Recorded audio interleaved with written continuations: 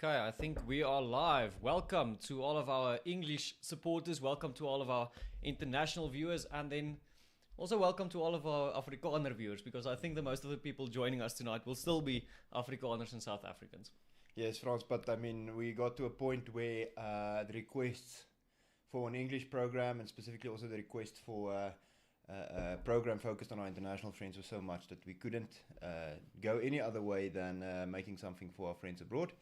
There's so many questions about Orania, so we thought, let's do it once. Let's speak a bit of Rooital. Rooital, yeah. So we'll have to try our best, guys. First things first. Please let us know if there's something wrong with the picture, if there's something wrong with the audio. We are going through these live streams as we are learning. So we are learning a lot of new things. But if there's any problem, we have the chat up here as well, so you can let us know if there's any problem with the audio. That's the most important thing. I think if you can't see us, that's a bonus for you, probably. That might be a bonus. But yeah, if there's any problems with the audio, please let us know. I remember the previous stream there was some technical difficulties, so we've changed our mics now as well. Yeah, well, to everyone watching, so maybe some of the people who watched last time as well, thanks for the team going through a significant amount of effort. Frans, you and the guys setting up our new position here, setting up new mics. And last time we had some issues with sound. I hope we sorted that all out. And there's something else that's different too, yeah. Frans. So some two new things. One is we are trying a different location, but the biggest thing is we have a brand new camera, and that's why we can do this. So we have almost a new studio. We have a new camera, so we can look in one direction. Just you can look in the other direction, and we can play with that a little bit. And the new camera is all thanks to you guys. You made this happen. We are, like I've said, we are funded through our supporters. We are funded through our members. I always say the successes of the Orania movement are the successes of the people who support us. So thank you very much for that.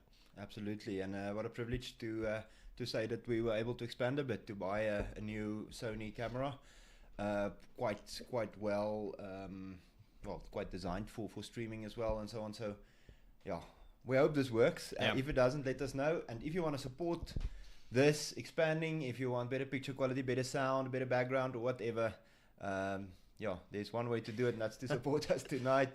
But anyway, good afternoon, good night from a rainy Orania. It's cold, it's rainy, it's the predictions for the weekend is extremely cold, and a lot of activities happening in Orania. Maybe something we can discuss a bit later. But I've seen some people in the comments already doing it. Check in with us. I see there's some people from the United States, from Arkansas, some people from the Cape, Kaapstad in South Africa, from the Kaap, just as cold as here it seems. Where else are you watching from? Check in with us. Bump up the mic volume, sound a bit soft. So we're going to do that. And someone else says great audio and visual quality. That's obviously better sound, upgrades. Better sound, please. Okay, so we'll look at the audio as well. Maybe we can just hold the mics a little bit closer as well. So for us to improve these types of things, for us to get new cameras, new equipment, new studios, new microphones, we have this goal tonight. So we have the super chats enabled on YouTube. Now, that is not why we stream. Why we stream is because we want to tell people about Orania. We are going to be discussing the question, why Orania tonight. But then, I have the big book of challenges. So for every 15 super chats that we get, we are going to be selecting, or I'm going to have a random number generator, and from there we are going to get one of these challenges for one of the hosts or for both of the hosts. Maybe you can decide as we go through the chat. So there's a little game to be played tonight as well, and that's through the super chat. So thank you very much for that. Yeah, I'm a bit concerned, I must say. I don't know, Frans, what you cooked up for us, you and your accomplices. But whatever comes, we'll take it in that fashion, and we'll try our best. Just the question, why Orania? I asked you this previously this week. I didn't give you a lot of context about the question. So what was the first thing that you thought we are going to be discussing tonight? What is the first thing you think about when you hear that question, when people ask you that question, why Orania? Well, it's Frans, so many things. And it is not a cliche, it's really, there's so many things. I think the first kind of thought that goes through one's mind is preservation, and then immediately you realize, but that's not enough. It's not enough to preserve. It makes me think about these people freezing their bodies and freezing their brains and stuff like that, trying to preserve something. It's not enough to just preserve. You must build out. You must secure. You must create. And I think in a certain sense, why Orania? Well, to create the future, to create a place, to create freedom, to create stability. In the age of consumption, there's nothing like creating. There's something religious about creating, and creating then with your godly calling in mind. I think that is what's worthwhile, and that's why Orania. We're creating a place for Afrikaners. We're trying to create security. We're trying to create a schooling. We're trying to create a future. Yeah, it's through the effort. We had this interesting this interesting experience where I will actually call him a friend now. I wanted to say a guy from Sweden, but he became a friend in Orania, a friend from Sweden visiting us. And at some point, a couple of us realized that for him to completely understand Orania, we need to show him South Africa as well. He came to visit. He stayed here for a few days, and he flew into South Africa to Johannesburg, and then directly flew to Kimberley, and then he drove to Orania, where he stayed conducting a study for a couple of weeks. So that was his South African experience. And for him to understand why Orania, we had to show him South Africa as well. So to answer that question also depends on who is asking that question. And we see that with other South Africans as well. But his experience leaving South Africa again, we asked them, what was your biggest takeaway? What did you find most interesting? What was your most real experience?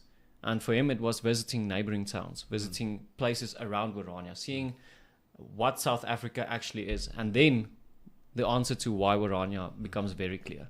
We are people who want to build a future. And that's you said it yourself. That sounds sometimes that can sound like a cliche statement. We want to build a future. What does that actually mean? We mean it very, very literally. Nobody's going to do that for us. We have to build a future, an actual future, for us to keep on existing. And then we can start asking the questions or making the statements that we don't want to survive, we want to thrive. And I think after 35 years, this year is the 35th existence year for Orania. We have been existing for 35 years. We are starting to see those, we are starting to reap those fruits. Yeah, absolutely. There's a certain sense of, and it makes me think now. You used the phrase of understanding Orania in the context of its surroundings. But if you travel South Africa, you will see on the one hand decay, horrible decay, and sad kind of decay and destruction. You'll also see some of the most breathtaking landscapes, natural areas and things like that. And seeing that makes you really love this continent and this country. But also seeing that awakens that sense of preservation, in my opinion. So it's for a people, it's for a people and for a place. That I think is the core of Orania. And then there comes many addendums to that. How, for example, is one. So how do we do municipal level service delivery? How do we do international relations? How this, how that? How do we do education? How do we expand schooling and the college and so on? So many add-ons to that. But it's a good ride. It's a great journey to be on. It's something to live for as well, right? It's not always easy. It's certainly not inexpensive. It's not always cheap. But if there's not something worth working for, why you're doing it, and to some extent that gives you purpose. I would almost say on an individual level, being part of a community with shared interests and shared goals, and that is why we're on now. I think many of the things that we enjoy here, we can enjoy because we are a small community. I think there are many people who are from other small communities as well that will be able to relate, maybe from small towns in America that can relate to some of the things we do here and so forth. But we are also a small community with shared interests and shared goals. And that's, I mean, take the few community projects that was just happening the last couple of months, last week, people coming together, having these Afrikaner traditions, knowing each other. I said in one of the articles I wrote, Oranians are not just friends or colleagues or people who know each other. We are, well, the Afrikaans word is volksgenoten. We are a people. So even if I know that person, you know, I greet him, and we're not friends, we're colleagues, maybe we see each other now, but we know we are here for a shared goal. How can I start taking back to save the people? Orania 2.0 everywhere. Thank you. It's our first super chat. First super chat. How can I start taking back to save the people by doing public drives and showing people we can do more than a failing municipality? Orania 2.0. So here's the question. How do I start at Orania 2.0? Might be interesting. And I think the author of that tweet, comment, can maybe just let us know from where he is and what does he have in mind and so on. But it seems like the core of it is, in order to get to Orania 2.0, public awareness. Now I want to give a short example. That is from someone who used our opponents or enemies from the border war, SWAPO. And SWAPO in current day Namibia had this strategy of freed areas, right? So a freed area can be anything that they declare as free, but obviously in terms of certain, let's say, requirements. So SWAPO would go around and they would declare a traditional settlement free. They would declare a area on the bush free. They would, all these spots, very, very tough kind of thing to fight, because they can just declare it. And obviously they'll use the local population and influence them and propaganda and whatnot. It's a conversation for another day. But the idea of declaring areas free, so how would we do it in our context? Well, you can declare an area free, which is your home. You can declare your room in your dormitory at university a freed area for the Afrikaner. You can declare your town or your municipality. I think, is it Richard? Richard is specifically referencing a municipal system. Yeah. And that's good. That's very good. And I think we must be able to declare our municipalities free as well. But you can start with your house. You can start with your garden. You can start with your street. We must not be caught in the frame of thinking of the central regime. Yeah. The central regime thinks in a certain manner, which is the land is divided in provinces and then municipalities. National, provincial, municipal, the three levels of government. But you can declare your...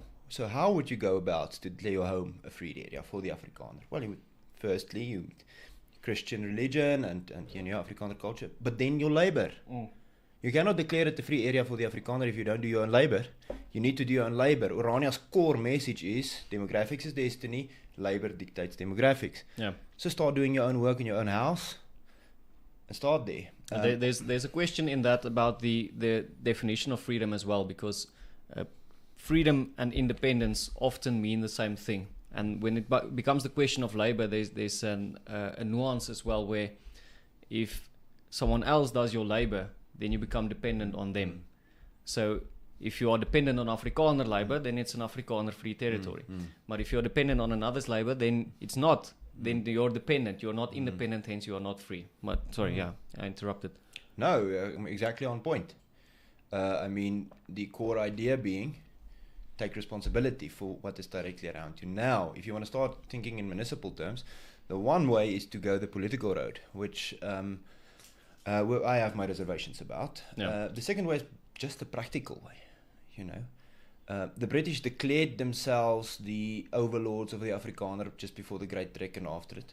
You can't rule someone that's just doing everything for themselves 2,000 kilometers from you. And in a certain sense, that is the Orania model. But in another sense, if you are responsible in your own municipality for your own water supply, your own solar panels, your own service delivery, then become less and less incentive to pay your municipal levies. And not that I'm saying people should go out and just in mass do it. Obviously, if the municipalities don't give you services, you must make that decision and probably say we're going to start paying a taxpayers association or something. But but the core is not stopping paying. The core is doing the service delivery. Yeah. So you will reach a point where, well, I've reached a point where I ask myself, what does a declaration actually mean? What does that actually do? If we just take it a step back all the way to a practical level, what does it actually mean to declare independence if you are not practically independent? Would it not be better to actually be independent or actually be free before you declare that you are free? Because then you can say, yeah, I am independent, this is what I've done, and recognize that instead of declaring what it should be. I see we have another super chat there. Yes, Great surname, by the way. You can read this one. Ja, great surname, by the way. It's een van ons Nederlandse vriende, Jan-Hendrik Strydom. Ek ben lid van die Orania beweging, maar hoe kan ek vanuit Nederland actief betrokken zijn of raken? So, for the English watchers, he's saying he's already a member of the Orania movement, but how can he get actively involved? Okay, I want to say a few things. First, thank you very much for being a member. That continued support is great. Secondly, thank for the very gracious donation via Super Chat. That's very nice. We're going to definitely spend that on being able to do more of these kind of things for you guys. That already is huge steps forward. Thirdly, I want to say we are establishing a foothold specifically in the Netherlands. That is one of our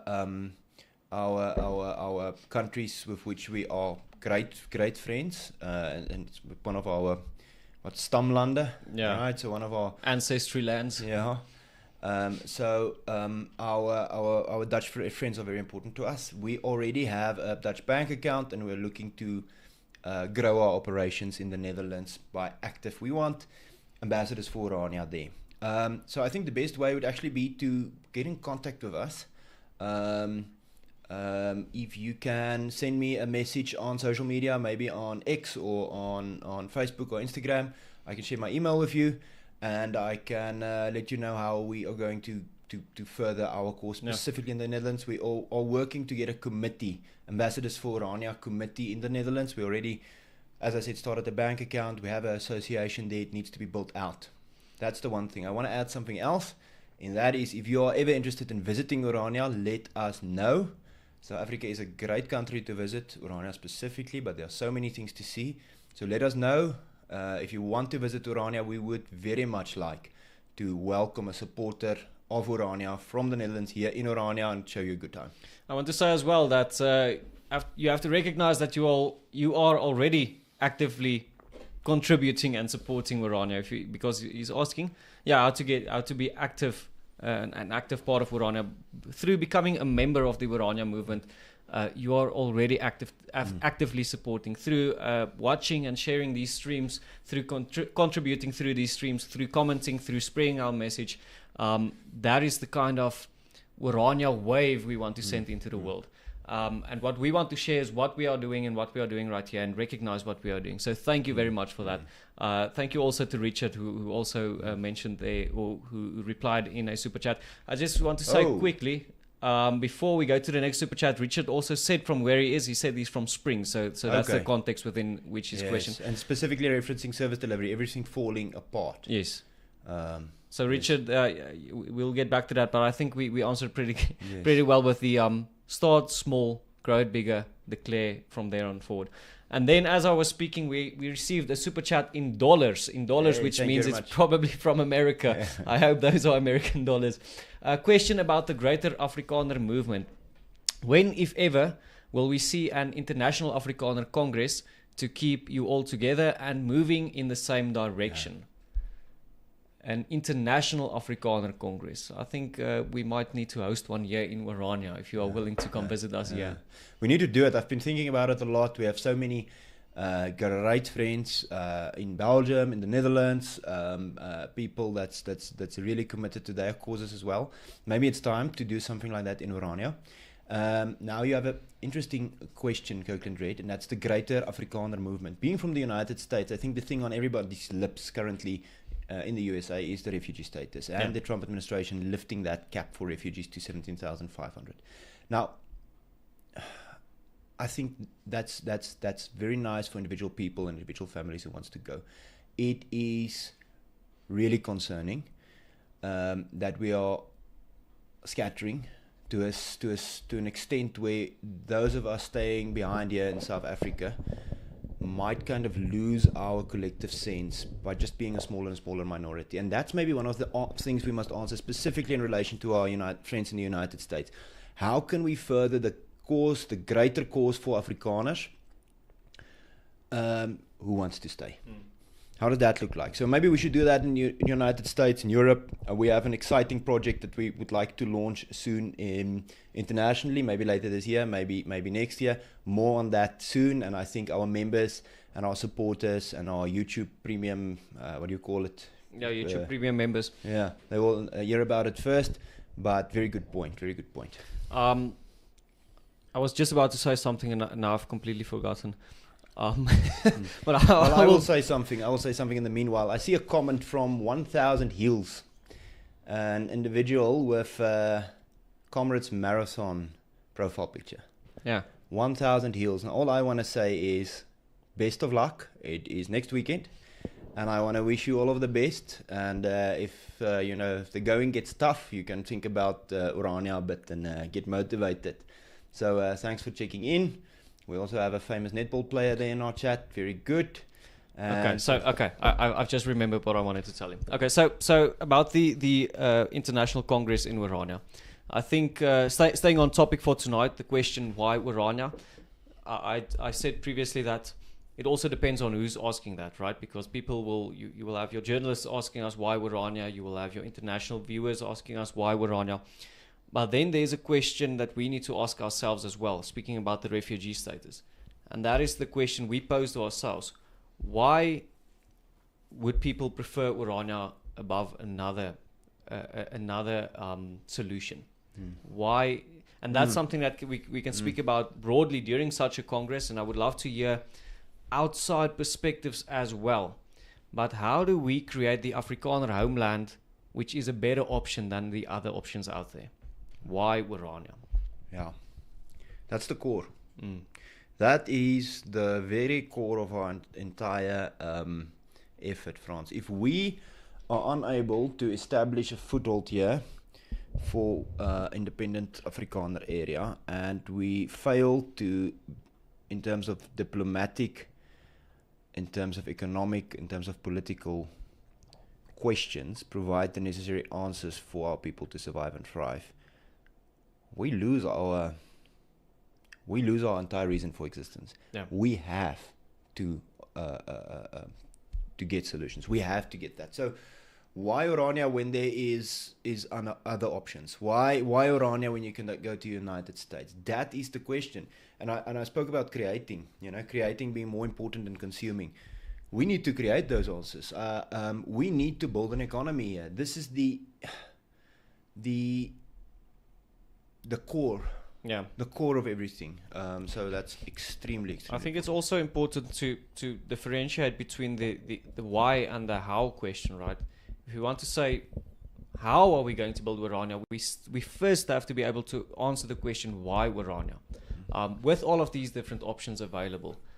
Because it's a real problem for Afrikaners. Afrikaners, even before the refugee program, Afrikaners were scattering all over South Africa, even all over the world, scattering to different countries all over. So why Orania? Because we want to survive as a people. And for us to survive as a people, we need to concentrate. And that is why. So it doesn't necessarily have to be only Orania, but it has to be an Afrikaner homeland where we can thrive ourselves. And then when we answer that, then we can start about how Orania. And that might be a topic for a different night. But the crux for this angle of the question, if people ask why Orania, because there are so many different options available. It's because we, as a people, we need to concentrate. We have to be in one place. We have to create our own institutions where we can speak our language freely. Where in the world are Afrikaners a majority? Where in the world can you point to that location and say that's Afrikaner country right there? That is where the Afrikaners live. We have to create that. We can't sit and wait for that to happen itself. Yeah. Goes back to if you're concerned about the future, if you're scared about the future, create it. I mean, that's the core of our entire effort, is creating that future. Do you want to maybe list some practical examples of the creation of the future? I mean, we're speaking quite abstract now, and I think it's good, but But maybe if you want to take the opportunity to list a few things that you're seeing in the past few weeks, in the past few months in Orania that is practically creating the future, building things that's value. Well, firstly, I would go back to that whole idea of starting small. There's a chapter in Jordan Peterson's book 12 Rules for Life that says, I'm paraphrasing, but it says, if you want to change the world, start by cleaning your room, right? Start small. And I read that in a very realistic sense of the word. You cannot influence the world if you cannot even influence your own room, right? So the practical steps that Orania have taken is we are talking about crawling independence, in the sense that a baby needs to be able to crawl before he can walk, before he can run, before he can ride a bike. He needs to learn how to crawl. So practically take control of our own municipality. What does that mean? It means do our own service delivery. That's expensive. That's hard work. That means that we are paying our taxes to the South African government. We are not receiving service delivery for that locally. We have to pay extra for our own service delivery. But we are willing to do that because it's our service delivery. That means building our own water infrastructure. That means tending to your own garden. That is what it means. Clean your room first and expand on that. So, and then you can, there's some luxury to that as well. And the luxury that is freedom. I can walk to work every day. Now, I have friends who, when they want to go for a jog in South Africa, they have to go home from work, drive home from work, stop at some sort of estate where they can go for a run where it's safe, and then go back home. They can't go for a run in their own streets because they're afraid something might be stolen. So those are the benefits of creating your own municipality. Those are the benefits of creating your own independent infrastructure. But that's not the reason why you're doing it. You're doing it because you want to create your own territory. I'm getting abstract as well. Maybe you have some more practical examples, but I would say take electricity for instance, which is a big problem in South Africa.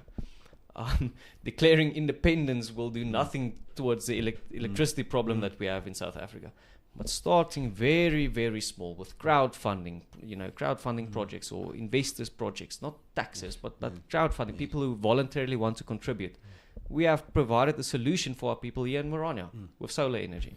50% of Orania's energy, that is electrical energy, sadly not our other energies that we use, including liquid gas and fuels.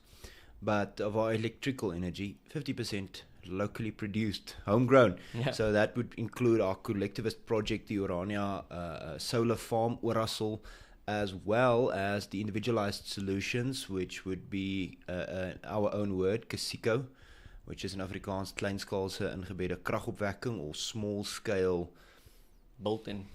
Yeah, something like that. Power generation, where we use individual home and business owners to get to participate in creating electricity and feeding it into the grid, paying them quite handsomely in South African terms for every kilowatt hour that they generate. Yeah. So that's a very good and practical example. If we could get, but we must think bigger, Frans, and I think if we could get to a point, imagine an Orania, and I don't know how, maybe it's large-scale solar, maybe it's coal, maybe it's small modular nuclear reactors, I don't know, currently that is very, very hefty regulated. But can you imagine, here in the middle of the Karoo, and for our international viewers, the Karoo is a very isolated, very arid place in South Africa, very carefully curated and chosen for Orania's solution. What if we could build in Orania energy delivery where we export energy to surrounding farms, surrounding towns? That's independence. That's true independence. Now we are net exporter. So thank you very much. Now you're thinking about the creative side as well. But yeah, super chat. Yes, thank you very much, Richard. So we are 4. We're almost to a third. And when we get to 15, France is going to do a challenge. So here's the... Because I know... To remind you, here's the big book of challenges. We have 4 out of 15 super chats right now. So thank you, Richard, for that follow-up. Let's just quickly focus on this, what Richard said. It's in Afrikaans, so I'll read it in Afrikaans and then Joost, you can translate. Dankie vir die vorige antwoord. Ek weet Orania groei nou vinnig. Hoe is julle IT? IT, ja, vir besighede en data center beplanning as jy soveel idees het. Joos, wanneer bou Orania sy eerste data center? Let's hear in the chat. So I saw earlier a comment about digital ID. Let's hear what you guys think about data centers. Richard, thank you for the question. So for the English watchers, the question was, how is the growth for IT businesses, information technology as well as data center planning? And well, I think there is more growth in terms of IT. We have very little large-scale data solutions at this moment. So we are yet to create the Orania AI and Orania data center and so on. Maybe there's some opportunities in terms of our location and in terms of the possibility of large-scale energy production. Could be a good thing if we could have more control about our own little cloud or so. But currently, very little. Richard, thanks for the question. Very little progress in terms of data centers specifically. IT is getting better. IT is definitely growing. We have local internet providers, ISPs, and we have some technical support, also more, and I think it's also something that we could export. People doing remote IT work from here, it's a good thing, but data centers not so much. Thanks for the question. So growth for the community lies by the individuals as a collective, if that makes sense. So it's very nice to see all of these ideas all of the time. Because that stimulates creative ideas, maybe new technologies, new ways of thinking about things. And that's certainly the Orania way of doing things, is not thinking within the box, thinking what can we do? What can we do right now? What can we do on a new way that no one has ever done? But that requires individual thinking as well. Entrepreneurs coming here, people with the knowledge of data centers, for example, come looking for opportunities. What can you build here? What can be done? So currently, I can give my viewpoint and looking throughout the town as, experience it as I see. But then you have entrepreneurs seeing opportunities as well. So I always people, Afrikaners with big business ideas, I invite them to come to Orania and come see where you can start. Because you see the growth of Orania sometimes, and then you think, wow, Orania has done very, very good. And we forget about the individuals within the community who actually takes the initiative. Yes. So it takes people to see the opportunity, take the initiative, and then implement that. Just like we as Afrikaner people can't wait for freedom or a future to be given to us, we as Oranians can't just sit back and wait for Orania to grow. So thank you for that question as well. I like these thought experiments, talking about the different opportunities, and then how can we realize that as individuals in the collective? Absolutely. So yes, Orania is doing things, and Orania is as a collective making some successes, but it ain't exactly as you said. It's individual businesses, it's individual schools, maybe building sports fields, hosting large, just to tell everyone, maybe from our international friends, end of this month, the Orania CVO school is hosting a massive sporting event. Massive. It's going to, the entire population of Orania is going to double for a weekend. So, but that's the school. It's not Orania as a collective. It is Orania's people. It is an institution in Orania. Same with businesses. So you've got new apps coming out just for, we have our own version of Uber Eats. Yeah. In Orania recently launched, but that, things like that, or the college. That's people in Orania. We have farmers doing great farming, exporting pecans, growing maize. We have people farming with sheep. We have people building orasol. We have people working on old age care and creating office buildings and plowing fields and doing 1,000 things. It's individuals doing it. Yeah. It's entrepreneurs. It's businesses coming here, building a new place, exporting products, creating things of value that you can export. Yeah. That's the beauty of it. It's individuals taking the initiative, and then with someone taking the initiative in that area, the community can join together. Whether it's private, like strong businesses starting in Orania, whether it's I would say more public. Take the monument of Paul Kruger that was raised here in Orania. It's individual businesses taking the initiative, but then crowdfunding, people all over South Africa, even all over the world, contributing to this initiative. So that's the way of thinking. So there's something about food security and energy security. So I want to ask our watchers, our supporters in the comments, how would we further these two causes, the cause of food security and the food of energy security? What would be the best road for Orania to take. Let's say what we currently have. We have commercial farming, which is more focused on exports, and I think in a modern complex economy, it's a good thing. We export certain things and import other things. Then we have small-scale individual farming, for example, people farming in their houses or small holdings, farming with a few sheep or a few vegetables or whatever for personal consumption and local sales. And in terms of energy, we also have kind of the same model, large scale, the Orasol solution. For example, that's something people can invest in, just by the way, about a 12% return on investment. So you can contact us for more. However, we also have the individualized solution. So what would be the best way to further Orania's cause for food security and energy security? Let us know in the comments and we'll discuss some of that. But I think that those are core. If you don't control energy, food, and education, you control very much, very little. You must have those three things. While we are waiting for those answers to come in, I want to also ask for people to start. If we're going to reach 15 super chats tonight, we are going to do a challenge out of the big book of challenges. There's 30 different challenges, so if you have a favorite number, you can tell us which one that is, and we'll, if we reach 15, we'll decide on that number. Let's see if the comments are starting to come in on. Is the soil around Orania fertile? Ooh, that's a good one. The soil around Orania. Now, I'm not a big agricultural guy. I know that we are right next to the river, which is a major natural resource. That is one of the reasons why Orania can exist here. But as far as mine, and maybe you can help me, as far as I know, the soil in this area is not great for agriculture. I wonder how tough it would be for our moderator to Google search for the Karoo region in South Africa, some general pictures, and share that on the screen while I discuss something else. Let's see if that's possible for our international viewers who maybe doesn't understand the Karoo area. If it's possible, we do it. Let's see what we can do. So while we try to get that on the screen, the Karoo area in South Africa is an arid part, very central in the country. If you dig into history a bit, and I always say, if people want to learn history, the world's history, the best way to learn about history is to study the world's rivers. Yeah. Because everything happened around rivers and other sources of water. Okay.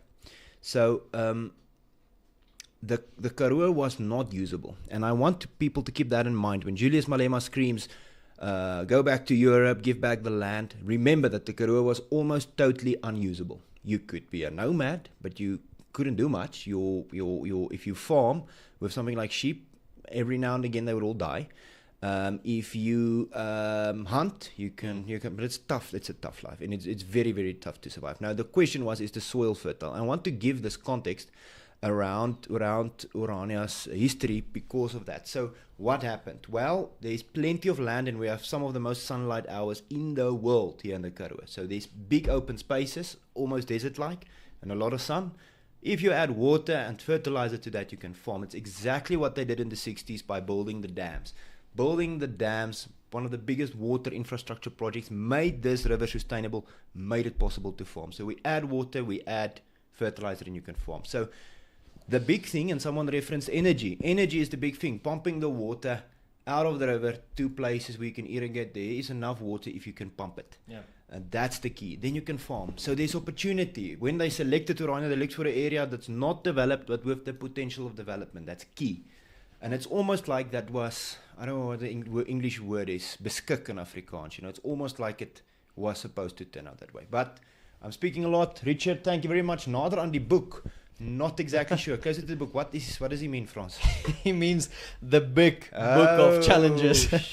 Richard, unfortunately, if you see that that comment specifically wasn't counted to the goal, I think for this goal specifically, there's a minimum of 35 rands. But thank you. You've contributed a lot tonight, so thank you very much for that. Richard, and we are getting closer to the book. Richard must come visit Orania, I think. And then there's one from Ryan. He said, "Hi, Frans, great job with the English subtitles on recent videos. It will help reach a much wider audience, although Afrikaans stays the mother language. If you could improve one thing in Orania today, what would it be?" I just want to first of all show you this keyboard. I don't know if you will be able to see it on the camera, but these keys are almost typed off. Like they are starting to to bleed due to those subtitles. I think many people, I would guess that most people doing YouTube videos or YouTube scripts or things like that use AI for subtitles to recognize what you're saying and then subtitle it onto your videos. I don't think AI has reached the point of understanding Afrikaans that well, because there's a lot of editing going in. So thank you. I really appreciate that comment on the subtitles. Luckily, we have a great team here as well. So I've been getting some help with the subtitles on the videos, and it's good to see that it's working as well. And now you're asking me if you could improve one thing in Orania today, what would it be? Now my answer always goes back to internet connection. I think I would love better, higher quality internet connection for two reasons. First of all, I think that stimulates the economy. I think that provides so much more job opportunities for people working in Orania, for companies outside of Orania, which isn't like a net profit for the communities. People bringing money in and spending it locally. It creates jobs opportunities for people to work from home. It puts us on a new technological level than even surrounding towns around Orania. That's the first reason. And then the other reason is I want better internet as well. I want better internet connection. Yeah. Then the stream could be even faster. No, I think it's worthwhile to ask because many things to improve. Actually, all we're doing the entire time is trying to improve Orania, but there's so many things. I mean, what would be your first thing today if you can change it today? I think education, and the reason why I say education is because there's two reasons. There's lack of education under Afrikaners in terms of area where, in a fashion where they feel culturally at home. And there's also this question of an antagonist state. Now, was it Stalin or someone, Mao Zedong or someone who said, give me your children for the first 5 years or until they're 7 years old or something, and I can give them back, but they'll always, be communists or something like that. Forget the exact quote a bit. Yeah. But the core thing is, if we are to succeed on this continent, having high quality education, just outperforming people in terms of quality of education. I know the Swedes and the Japanese are doing fantastic works in terms of education. If we could outperform the world just at levels of education and make young Afrikaners proud and thankful of their culture, of their religion, of the things they want to create, then there's so much potential. But obviously education is severely under pressure in terms of finances. We have state curriculums being forced upon Afrikaner children and so on. So education, I think education is so important. That's the core. Oh, we got two super chats. We got three actually, but there's one without the comment. So thank you. I'm trying to read that name is Caden. Thank you very much, Caden, for that $2 without a comment. So I don't know if you misclicked. Or maybe you're just a silent guy. I'm concerned. We're getting 7 out of 15. We're getting closer to those challenges. I'm a bit concerned. Oh, Richard with another one. What's on? He's repairing the roads around Potchefstroom.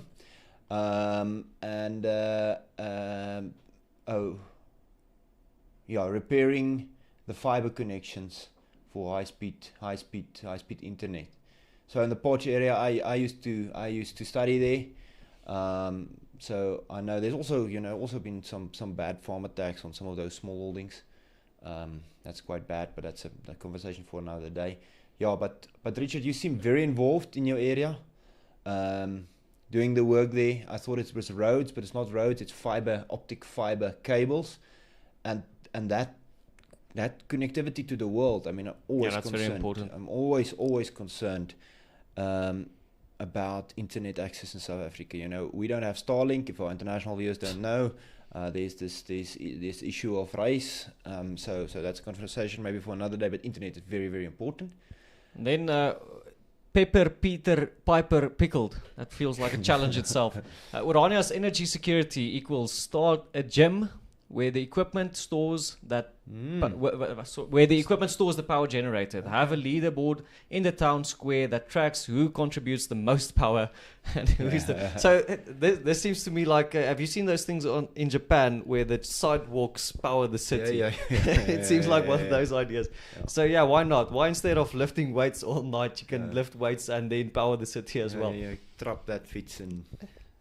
I like it. I like the idea. I don't know who's going to build the gym. He says only half kidding. I'm not sure how we're going to build the gym, but I'm 100% pro that idea.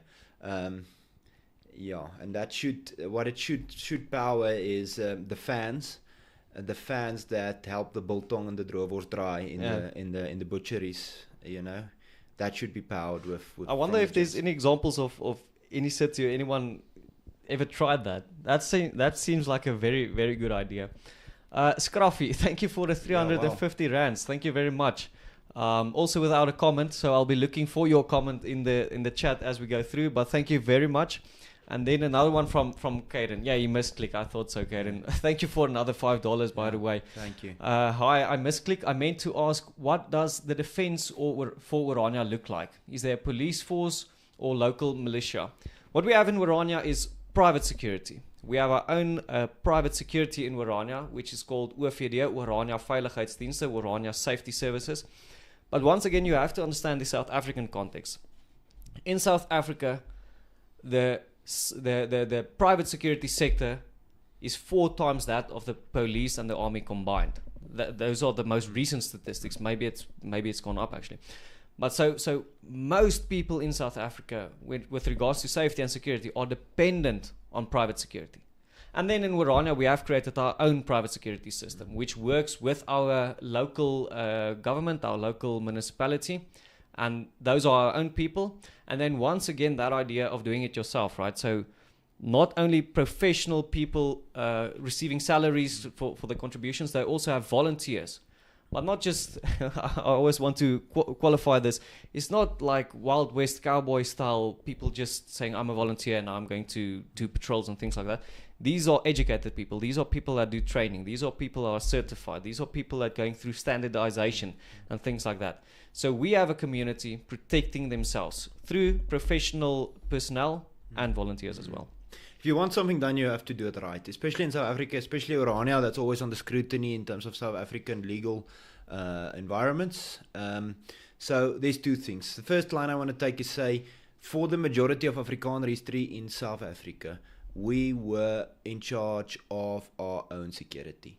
Whether that be the eastern borders of the Cape, where the early Boers were facing constant attacks, and having to take care of themselves, whether that be on the Great Trek, where men and boys and women and girls were responsible for protecting themselves against the attacks of the Zulus and so on, in some cases even the genocides, whether that be the Anglo-Boer War, we call it the Second Freedom War, First and Second Freedom War, where in both wars a major amount of the people fighting were not professional soldiers. To tell the truth, a very, very small minority, only the artillery and the police forces that contributed to the war were professional soldiers. So our standard MO, our standard de facto reality was always people protecting communities and lives on their own accord. Not professional, although unprofessional doesn't mean amateurish. It only means not for payment. Yes. But highly skilled. And I think in the Second Anglo-Boer War, it was very well known what good shots the Boers were and so on. The British certainly knows. They certainly know. There's a lot of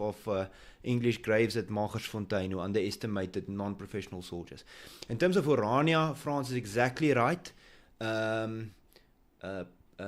Volunteers, a large volunteer force. You must remember, if you're in Orania and there's a fire, if you're in one of Orania's surrounding towns and there's a fire, no one is coming. Yeah. There's no state ambulance. Well, there's a state ambulance, but maybe you get it, maybe you don't. 50-50. Really, actually 50-50. Yeah. There's no fire services coming out if a town is on fire. You have to put that fire or that farm fire out yourself. And so we organized around that. In France, you had a very successful campaign in terms of helping fund Orania's fire truck.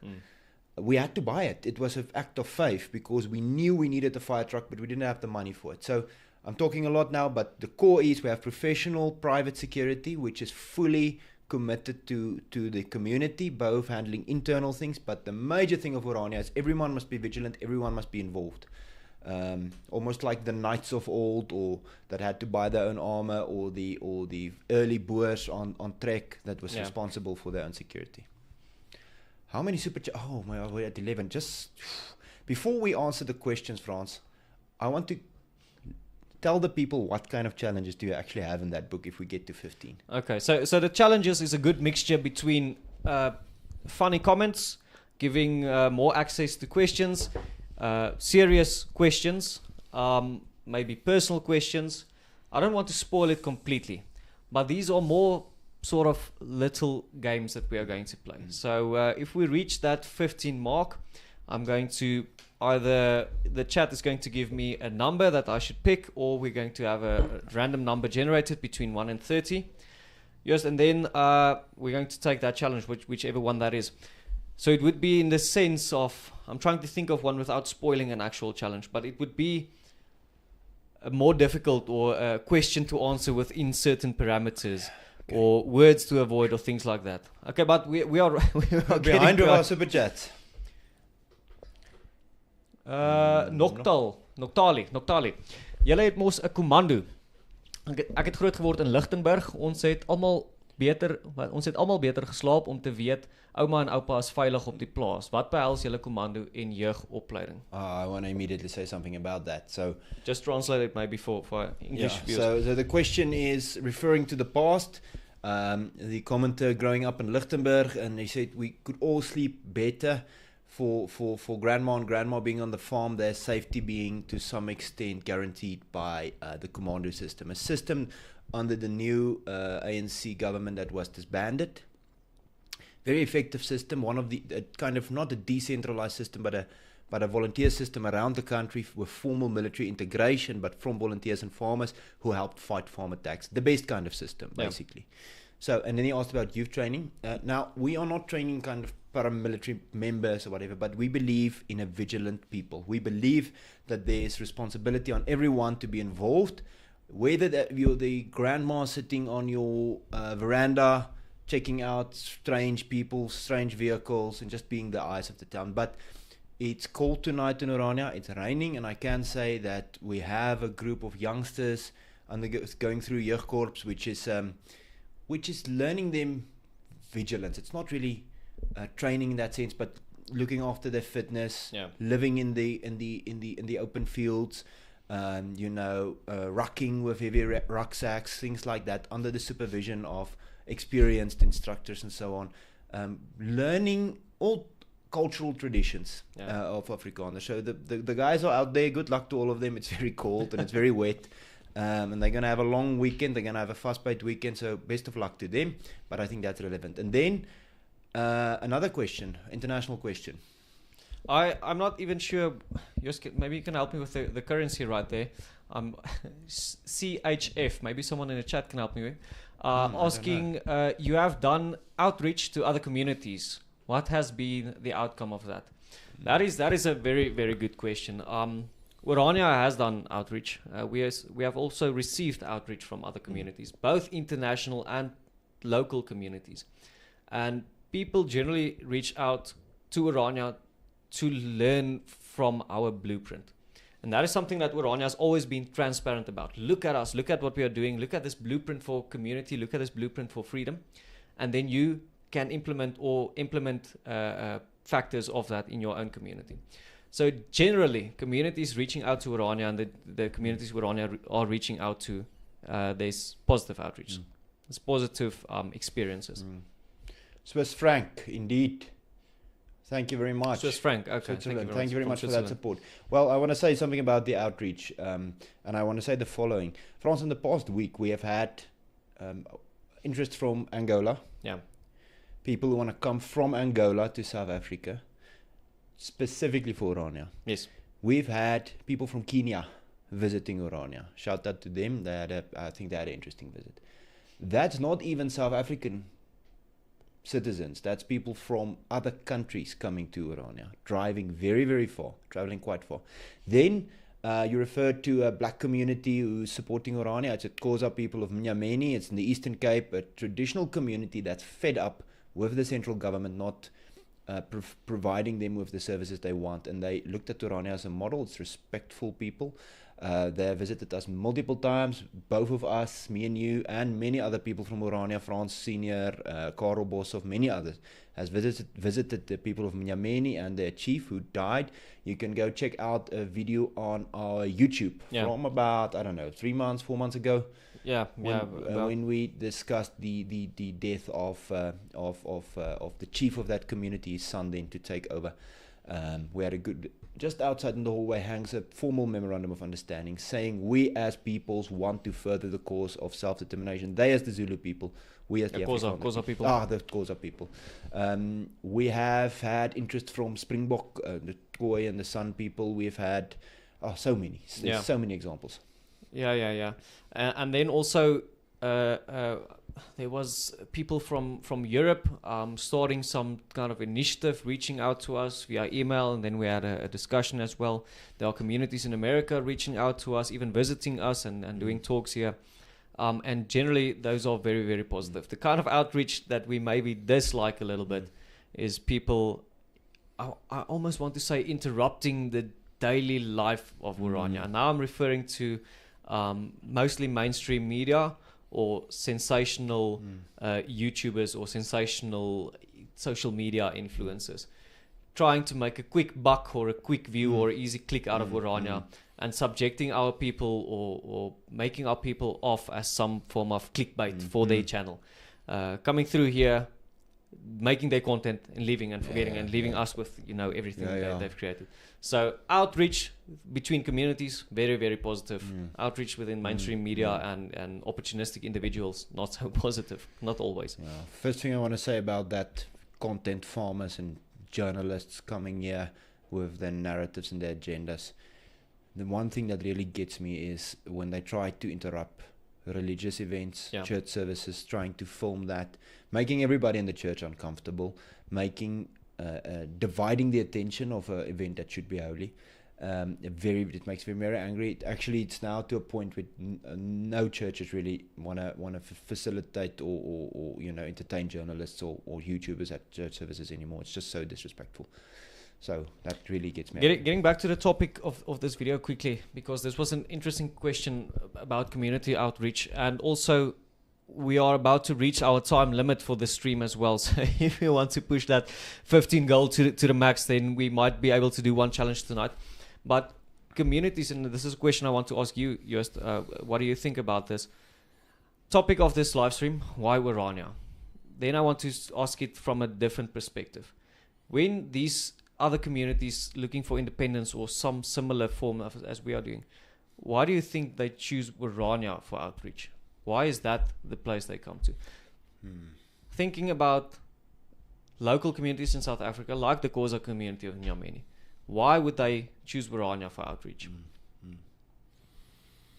Well, interesting question. I think, firstly, to a certain extent, because Orania is recently on everyone's lips. People are discussing Orania, and it seems like some of the things that we're doing are working. Obviously, we're also making mistakes, but some of the things that we are doing is actually working. And one of those things is just against all odds, providing basic services to our people. Remember what tax money still flows out of Orania. We are trying to build something here in a very arid region, servicing new plots, very expensive and stuff like that. And that's interesting to people. So these people are swimming against the stream. How are they doing it? Not perfect, not some magic solution. Oh no, things are not looking good. Not looking good. Anyway, so that's quite interesting. The ability to do that, and other people maybe see it as a bit of a mirror. They realize, okay, it's possible. It's not that impossible. I can do it. I can deliver local services. I can make plans. I can do things like that. Okay, we need to get back to the chat because it has exploded right now. We've gotten to 15. We've gotten to 15. Okay, so let's quickly work through the chat. Yes, you can do that while Orania's youth would benefit from self-defense lessons. 72 drills by Rory Miller. I have not heard of that. Would be a fantastic addition to the school curriculum, in my opinion. Thank you for that. We're going to check that out. I must say, Orania school kids very involved. Things like rugby is also good for self-defense. And even the girls, we have a girl, Orania girl, that's competing on national level as a marksman, markswoman. She's a very good shot. Actually, one of our community leaders' daughter. She's a crack shot. Richard is pushing us over the edge. He just wants to see the challenge. He wants to see the challenge. Ready for the Thanks challenge. for the support, Richard. Noktali, thank you. I think he's signing off. He says good night. Lekker aand, Noktali. Thank you very much for your contributions tonight and joining the discussion. Of course, Marnus, one of our biggest supporters, also probably here from Orania. I saw him earlier today. France, please get a new keyboard. Well, that 350 rands is going directly towards a new keyboard. Yes, well, that 350 rands, we could almost get the new France. Very close to that. Right. Do you allow rainwater to drain off using any cultivation techniques? It can take years to transform land. Do you export education, homeschool for Afrikaners, not in Orania? We have, both of our schools have curriculums that you can get involved with from outside Orania. Kiberschool as well as Volkschool Orania's Afstandleer, which is both systems that people could study through from the education institutions in Orania. Outside of Orania, we do catch rainwater, but mostly on an individual level. Some houses set that up. They have tanks, they preserve that water, but we do have the river, so energy more of an issue than water. If we want to scale that into the Karoo, that could be a solution. Yes, it takes years, but you can transform land. Very, very true. We use permaculture and other things like that. Yes, okay, going on to the next one. Book tight. Oh, Richard. Richard's ready for the book. Oh, okay. We're at 15, so jammer maar julle gaan 'n challenge moet doen. Okay, Scruffy, you've been a great supporter. Richard, you've been great. Noktali, thank you very much, guys. France, give us a number between 1 and 30 in the chat. So the number that maybe we can do a poll, moderator. Maybe we can do a poll, but so long, give us a number in the chat between 1 and 30. It's going to be tough to do a poll because you have to do 35 options. Yeah, that's not going to work. That's true. Okay, so let's just spam the chat with the numbers, and I'll try to look out. And then we'll do a challenge. We might even do 2 tonight, since we have such great support. It's the first time doing it. It's the first time on the new camera. So maybe I just think it's fair. It's an experiment as well. One for each. It's one for each. Okay. So France fought out these challenges. I think it's a very good idea. I've got no idea what's coming, to be honest. 23 is doing well, but it's the same person commenting it twice. 1, 25, 23. Okay. 23 currently leading. 1 and 2. 67 is a bit too high. 23. I think it's going to be 23, France, to be honest. 23. It's the same people commenting, but okay, Marnus also okay, said so here's the way this works. Okay, so this is 23 is winning for the first challenge. And this is going to be the challenge for you. I need a pen. I'm not dancing, not standing on my head again, not doing a backflip again. Okay, so this is more about the person doing the challenge than the challenge itself. Okay, so we are going to have yours do the challenge. We're going to time it, and then we are going to give him a ranking. So, yours, you can start thinking as soon as I show this. Challenge 23. Sell the visit. Convince a family to visit Orania, but you only have 30 seconds. Okay, stand by. Stand by, and then get your ranking ready. 3, 2, 1, go. What do you truly want from a visit? What do you truly want when you spend time with your loved ones? Well, what you want, I would say, first of all, is safety. Safety in order to fully live, to fully embrace the time that your family is having. Orania cannot guarantee safety, but it's much safer than the rest of South Africa, and that gives you access to the beautiful river, to Afrikaner culture and traditions, and to wonderful people with whom you can do great things in a safe environment. Time. Ladies and gentlemen, that was US selling. Are you convinced? I think what we are rather going to do is I'm going to challenge you. So I've listened to what you've just said.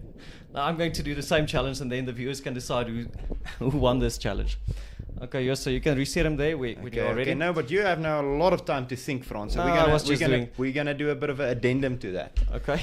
So what we're going to do is, a family came to Orania, and they were unhappy with their visit here, and you have to find out why and convince them to come back. Sounds fair? Sounds fair. Stand by. 1, 2, 3, go. What troubles you the most? Do you like corruption? Do you like crime or an unsafe environment? Or are you upset because your ice cream melted in your hand next to a glorious swimming pool, an Afrikaner swimming pool? These are the options that you have to think about when you decide on your next holiday vacation home. And why not Orania? Due to one bad experience? Or do you want to live and visit and fish and farm and get Afrikaner? And time. No way. 32 seconds, my friend. Okay, but I didn't even get to the spin. Okay. Okay, ladies and gentlemen. Well, I just want to say, you know, proper planning of utilizing your 30 seconds. I mean, in Orania, we understand the value of planning. So if you only have 30 seconds with an unhappy family, it is important to utilize the time to the max. Yeah, I think. Actually, I gave you 32. That's percentage-wise major. Yeah, but I didn't have the clock next to me. You saw the clock. Okay, I'm looking to the chat to see. We are going to do another challenge, but first we need to see who won that one, without any bias, of course. So let us know who are the most convincing. Okay, let's see it in the chat, ladies and gentlemen. We need to see that.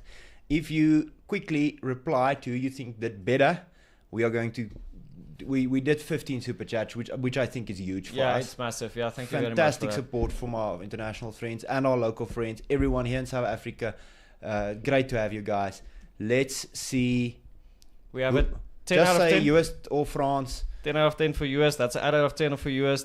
US by a small margin. Okay. US, I think we're going to give this one to you. 8 out of 10. Help that you have both faces for TV. We have faces for radio, actually, but not voices for radio. Both were good. I think both were good. France did well. He just went a bit over his time, but he is. If I were unhappy, I would come back. Okay, so next challenge before we sign off for the night. Let's get another challenge number. Okay, we know US won. We got it. Thank you very much. But what about the next one? Yeah. Let's see. I know the stream is a little bit behind, so we have to wait a little bit for the comments to come in. But there's a great point. I did have a bit of an easier challenge. But you would have had it way easier if you had the same question that I had. Yeah, so that's true. Okay. France was super lekker spoor. I was just about to finish it. I was just about to close it. Okay, so 23. Yeah, 23 is out. So we need a new number. All right. Give us a number, ladies and gentlemen. We're going with 8, 11. Let's see. We've got 8 and 11. 7. Nothing repeated yet. 7 repeats. 7 repeats. 7 repeats. Well spoken. Thank you very much. 7. Hey, Richard, you're cheating. 7, 8, 7. I think it's going to be 7. Good night and Godspeed. Thank you, Frontier Pioneer. Great to have you here. I think it's going to be 7, France. We've had a significant amount. Okay, very nice. We are doing 7. Like I said, there's a couple of challenges that are fun. Okay, you can go first this time. And funny. Well, I understand the challenge. Yes, you will. But this might be a little bit of a harder one to do, a more serious one to do. But I'm willing to try it. And I think it's a good one to end the stream off as well. Okay. France, challenge 7 is the tough question challenge. Respond to a difficult criticism or challenge. Must I give you the criticism? You can give me the criticism, or the chat can give me the criticism. So it's respond to an actual criticism on Orania. Let's go. Chat, give us an actual criticism on Orania. France will go first.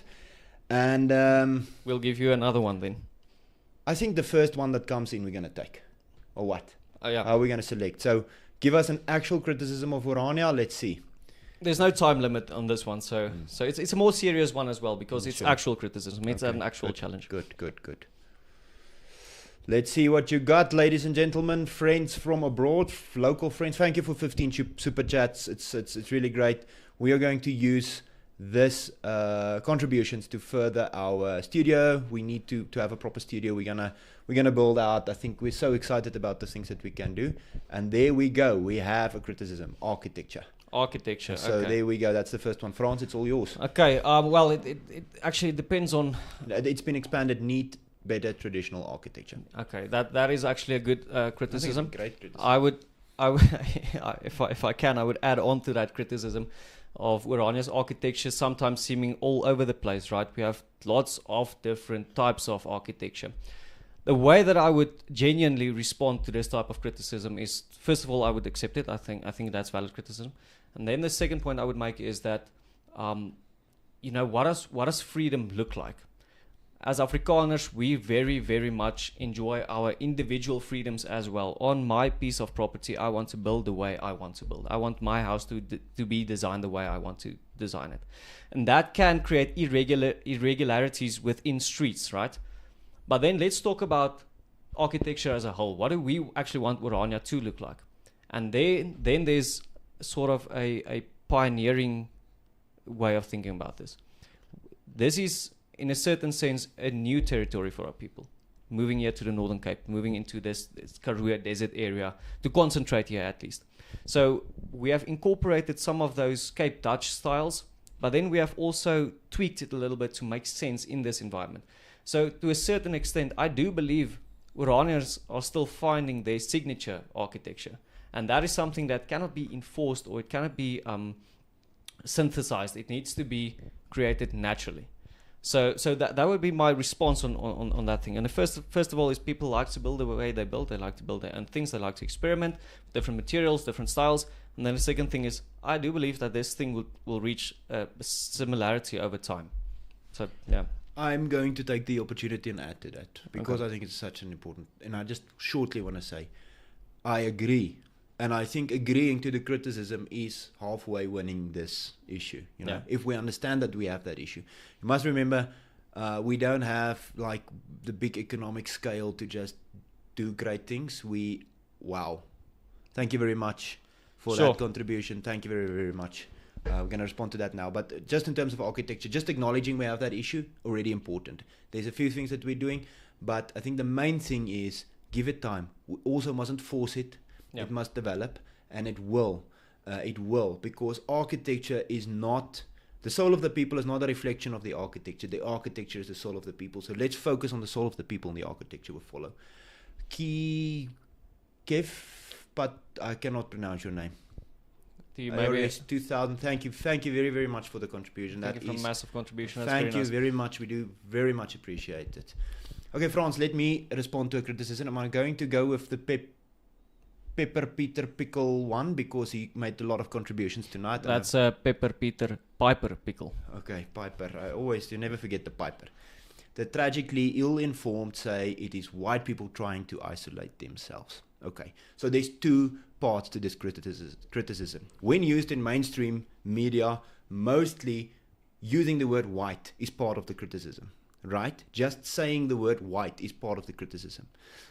So to respond to that, if you look at what's going on in the world, and something that infuriates me beyond belief is this horrible thing that happened in Britain. Yes, it's our old arch nemesis, the British Empire and whatnot. But this boy or young man that was murdered, and the way that the police handled it infuriates me to an extent where I can barely watch the videos and the responses and stuff on social media. I get extremely angry about it. It's so unfair. It is horrific. And then it's the same people who are failing to criticize that, who say, you white people, you want to do this. We are more than just the color of our skin. We are Afrikaners. We are unique people with unique traditions, a unique history, and unique things to be thankful for to God and to be proud of. We have the right to do it. So if you're going to try to use our skin color as a criticism in the first place, I'm not saying our lovely commentator is doing that, but mainstream media is using that inherently as a criticism. And the second thing is trying to isolate ourselves. We are not. I believe as a child in Orania, I was less isolated than the isolation that I experienced at university outside of Orania, because it's all people of the same socioeconomic class. You never get people out of that bubble.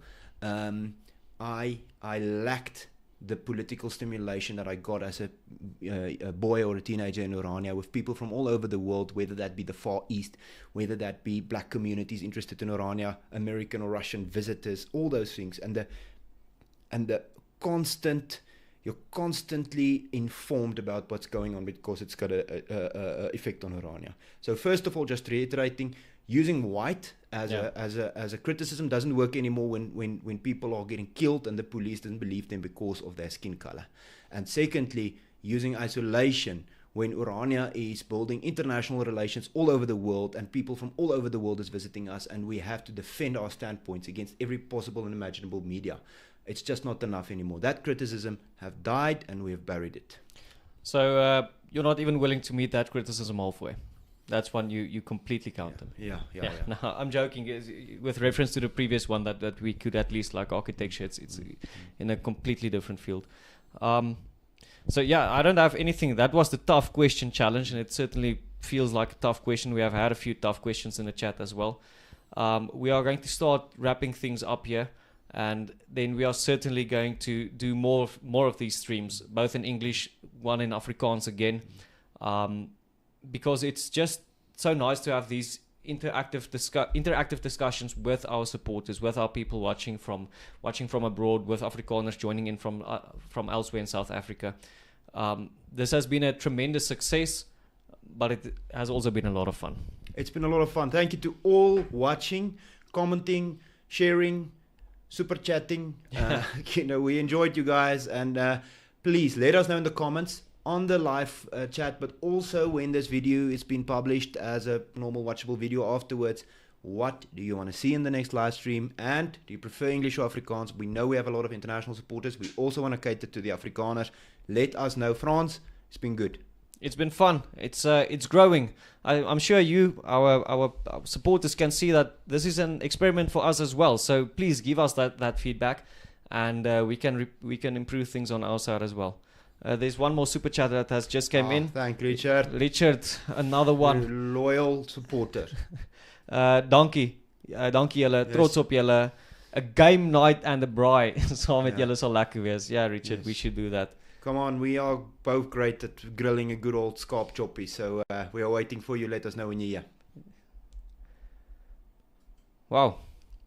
I think next time we should put the goal, extend the stream with another hour. Yeah. Thank you very much, everyone. I think we're going to sign off now. It is right now a couple of 15 minutes, a quarter after our stream was supposed to end. But that just speaks of how much we have been enjoying this. Final thing I want to say, thank you to our moderator, Rian, who has been out here making sure everything works smoothly, technically, camera-wise, sound-wise, as well as comment-wise. Thank you, Rian. It's been great having you here. Thank you for the work you're doing. Ladies and gentlemen, thank you very much for joining in as well. If you are watching from abroad, let us know what South African time would be the best for you. This is what we usually do for South Africans. 7 p.m. is very good for us. But I realized halfway through the day that might not be the best time for our international viewers. Maybe once or twice a year we can get up in the early morning hours to chat with you guys. But yeah, thank you so much for joining in this. Thank you so much for your contributions, both in the chat, both in the super chat, for sharing this video around. It's heartwarming to know that you guys are supporting us from all over the world. Get on.